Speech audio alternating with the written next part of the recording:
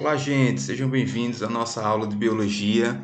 Hoje, Biologia 2, vamos dar continuidade ao que a gente está vendo aí. Vamos falar sobre o capítulo 11. Presta atenção, nas aulas passadas nós começamos falando sobre o grande reino protoctista, né? Falamos sobre os representantes desse reino, que são as algas uni- e pluricelulares, e também os protozoários, né? Classificamos os protozoários na aula passada de acordo com sua estrutura locomotora. Falamos dos flagelados, né? O filo Mastigófora, o filo Ciliófora, também o Sarcodina, né? Ou Rhizópoda, aqueles que utilizam pseudópodes para se locomover, e o filo Apicomplexa, ou Esporozoa, que é aqueles que não desenvolvem estrutura locomotora. Tá? Hoje nós vamos falar da primeira parte das protozooses. O que é isso? São as doenças causadas por protozoários. Tá? Estudamos alguns protozoários, falamos da giardia, do trypanosoma, né? A tricomonas. Vamos entender e estudar um pouco sobre as doenças que são causadas por esses protozoários. Tá? Então, vamos definir essas principais protozooses, definir os sintomas e as profilaxias de cada doença, ou seja, as medidas para evitar essas doenças, e também vamos definir os agentes que causam cada doença, bem como sua transmissão. Aí a gente vai precisar aplicar aqueles conceitos que a gente já aprendeu no início do ano sobre vetores, agente etiológico. Lembra disso? Facinho, né? Então vamos lá. Primeira protozoose que vamos falar hoje é a doença de Chagas, muito conhecida, né? Já ouviu falar sobre a doença de Chagas. Essa doença é causada pelo Trypanosoma cruzi. Trypanosoma cruzi é o nome do agente etiológico, o agente causador da doença de Chagas. Né? E o transmissor, ou seja, o vetor desse protozoário, é um inseto chamado de barbeiro, né? Conhecido popularmente como barbeiro. Né? Seu nome específico é Triatoma infestans.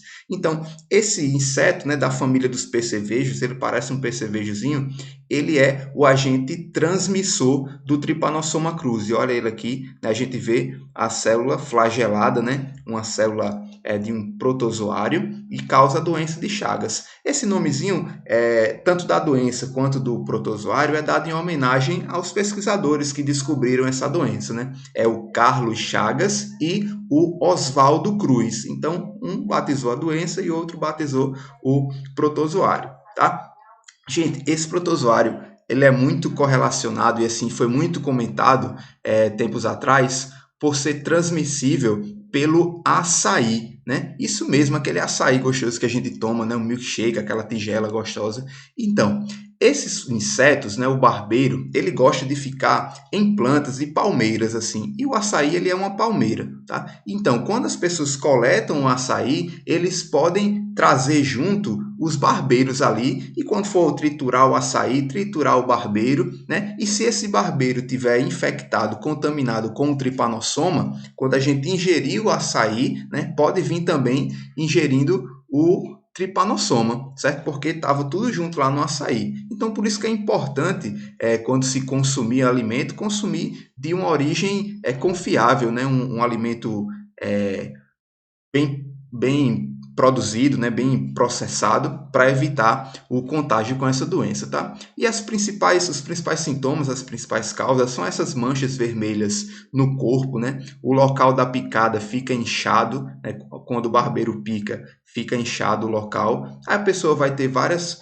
sintomas como fraqueza, né? Vai se sentir fraco, assim, com falta de apetite, com pouco nutriente. Aí vai desenvolver febre, também vai inchar vários órgãos do corpo devido à proliferação do protozoário, né, como o baço, o fígado, chamado de hepatoesplenomegalia. Hepato se refere a fígado e espleno ao baço. Também vai inchar os linfonodos e pode chegar num caso de cardiomegalia, ou seja, cardio, coração, né, de crescer o coração, de aumentar o coração. Né? Esses protozoários causam esse quadro bem mais grave, beleza? Então, uma forma de prevenir, uma medida profilática, é justamente combater esse mosquito vetor, tá bom? Então, a gente vê aí como é que acontece o ciclo da doença de Chagas, né? Quando o barbeiro contaminado, né? O protozoário fica dentro do barbeiro, né? Quando pica uma pessoa, né?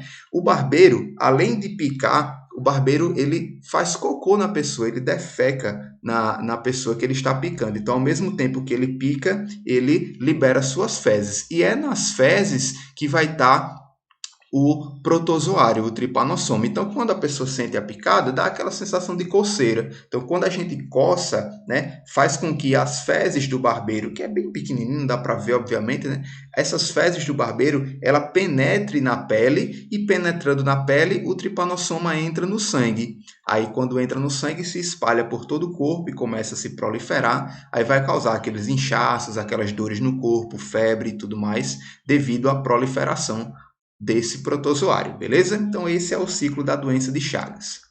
Falando agora mais uma, imagens fortes, galera, presta atenção aí. Leishmaniose tegumentar americana. A leishmaniose é outra protozoose, outra doença causada por um protozoário chamado de Leishmania brasiliensis. Ó, a Leishmania aqui também é um flagelado do filo Mastigófora, tá?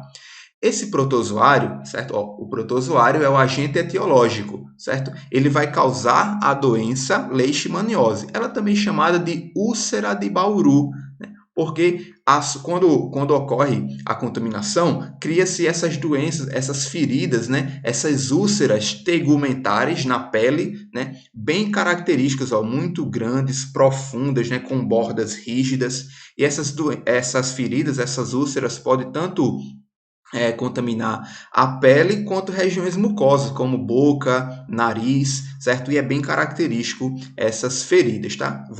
Essas feridas vão aparecer no local da picada do mosquito transmissor. Esse mosquito vetor é conhecido como mosquito palha ou mosquito birigui. Seu nome específico é Lutzomia, tá? Então, cuidado para não confundir. Lá na doença de Chagas era o barbeiro. Na leishmaniose tegumentar é o mosquito palha, certo? Quando pica, causa essas feridas. Então, o ciclo da leishmaniose, ele pode ter vários hospedeiros, certo?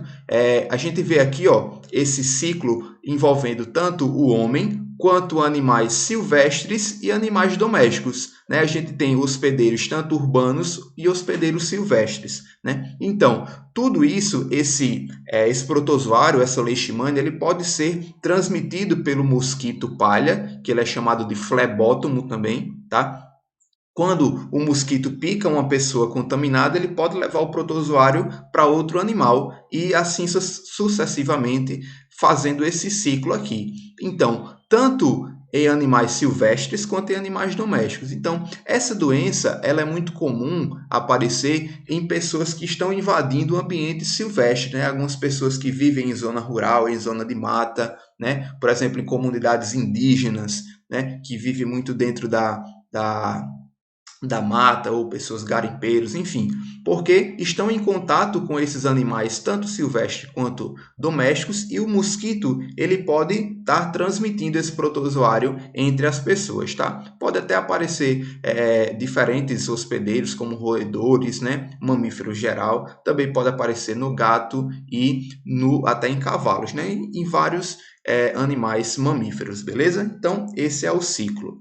Falamos de leishmaniose tegumentar. Agora vamos falar sobre a visceral, que é uma forma mais grave da leishmaniose, certo? A leishmaniose visceral, ele é causado por outro tipo de protozoário, tá? É do mesmo gênero, lembra das nomenclaturas de taxonomia? É o mesmo Leishmania, mas quando falamos na Leishmania tegumentar, é a Leishmania brasiliensis. Aqui é a Leishmania chagasi. Também lembra de Carlos Chagas, da doença de Chagas, mas cuidado para não confundir, tá? Doença de Chagas é Trypanosoma cruzi. Aqui é Leishmania chagasi. Então, Leishmania chagasi causa leishmaniose visceral. Ela também é conhecida por algumas pessoas como calazar, né? Esse calazar acomete muito cachorros, né? Cachorros de rua abandonados, que eles ficam com essas feridas bem características, né? Devido à contaminação com esse protozoário, né?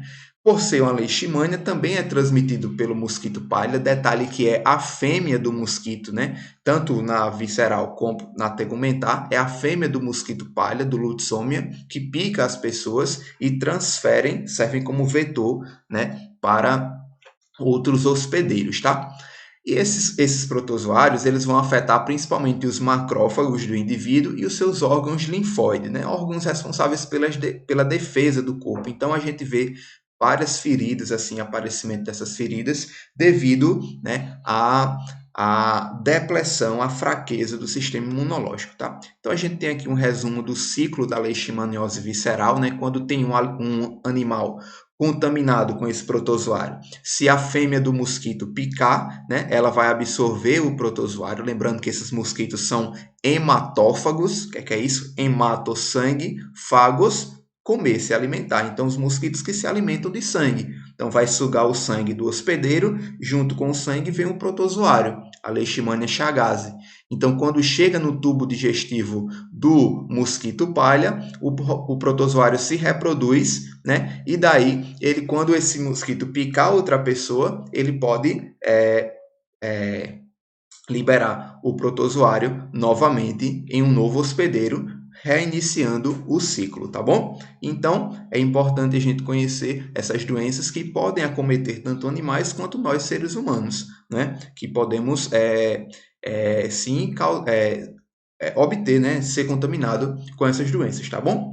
Seguindo em frente aqui, vamos falar sobre a giardíase. Giardíase é outra doença causada por outro protozoário, tá? A maioria dos protozoários que estamos falando são flagelados. Então, mais um aqui, que é a Giardia lamblia. A gente vai encontrar esse nome, Giardia lamblia, em muitos livros, mas esse nome, esse epíteto específico, lamblia, está caindo em desuso. Está se utilizando mais a Giardia intestinalis ou Giardia duodenalis, né? Que é o nome da espécie do protozoário que causa a giardíase. Essa giardia é um parasita intestinal, né? Fica lá no intestino do seu hospedeiro e vai causar várias complicações. E se ele está lá no intestino é porque a gente ingere ele de alguma forma.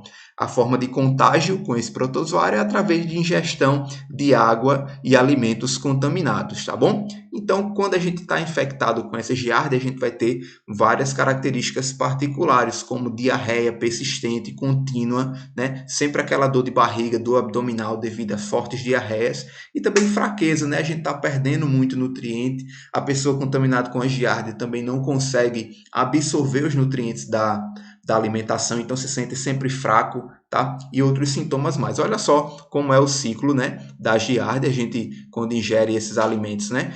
Alimentos de feira mal lavados, mal manipulados, né, alimentos sujos podem estar contaminados, né, com a giardia. Tanto o alimento quanto a água que é utilizada para preparar alguns alimentos pode estar contaminada com a giardia, então sempre é importante a gente evitar consumir esses alimentos possivelmente contaminados, né? Então, quando a giardia ela é ingerida, né? A gente ingere ela na forma de cisto, né? Esse cisto é uma forma dormente, né? Que consegue sobreviver ao ambiente.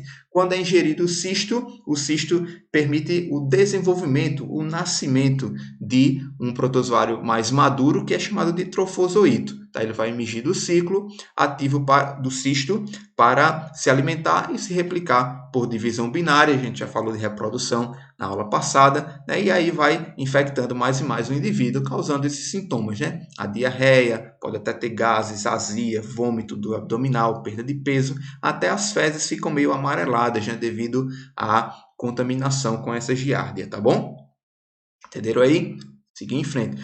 Inclusive, gente, a giardia pode estar existir um ciclo canino da giardíase, tá? Então, os cachorros, os cães, eles podem estar contaminados com giardia também. Então, quando a pessoa, criança, já entra em contato com um animal contaminado com esse protozoário, a pessoa pode adquirir também as formas de cisto, né? Os ovos que são liberados pelas fezes dos cães, né? Ou pode estar na boca dele. A gente sabe que alguns cachorros não são tão higiênicos, né? Ficam de todo jeito aí, com qualquer tipo de alimento, né? Bebe água na rua, tal. Então a gente não sabe a procedência dessa água, desse alimento, né? Então, quando a gente entra em contato com esses animais, sempre é importante higienizar as mãos e evitar levar à boca, porque senão a pessoa pode se contaminar com a giardia também, certo? Mas eu falei de animais, né? Tanto animais domésticos quanto silvestres, que podem ser contaminados com alguns protozoários. Por isso que é importante quando a gente tem um cachorro, até um gato novinho, diz assim: esse animal está vermifugado, né? O que é isso? Vermifugado é um vermífugo, é para eliminar os vermes, né? Esses protozoários, esses causadores de doenças, para evitar que o animal ele venha a ser acometido com esses protozoários, beleza? E por fim, gente, vamos falar da tricomoníase. Tricomoníase é uma doença causada por outro protozoário também chamado de Trichomonas vaginalis. Lembra que CH tem som de quê? Ó? Trichomonas vaginalis, né? O nome já está dizendo vaginalis, lembra vagina, que é justamente um protozoário que se prolifera pela região vaginal, mas ele pode também aparecer no homem, tá? Na região da uretra. Certo? Então, esse protozoário causa tricomoníase, também chamado de vaginite ou uretrite, quando aparece no homem, tá? Vai causar esse corrimento meio amarelado na vagina, certo? Uma secreção espumosa devido à proliferação desse protozoário. É considerado também uma infecção sexualmente transmissível, né? É transmitido por meio do sexo. A pessoa que seja portadora desse protozoário pode transmitir para outra, desde que seja feito o sexo sem preservativo. Então essa é uma medida profilática também, né, dessa doença, e ela pode até facilitar a infecção de outras doenças, como o HIV, e até desenvolver um quadro de câncer cervical na mulher, né, porque esse protozoário ele pode infectar o hospedeiro, causando diminuição, fraqueza do sistema imunológico, tá? A gente encontra outro tipo de tricomonas, que é o Trichomonas homini, mas ele é um parasita de trato intestinal, então ele não causa muita doença, ele fica lá assintomático. Mas quando é o vaginalis, tá lá no trato genital, pode sim causar essas doenças genitais, beleza? Então, gente, essa é a primeira parte das nossas protozooses, certo? Ficamos por aqui. Façam o exercício do capítulo 11, páginas 393 a 395. E quem ainda não fez os exercícios de reino protoctista lá na plataforma Eleva, entra lá, não deixa de fazer, beleza? Até a nossa próxima aula. Um grande abraço. Tchau, tchau.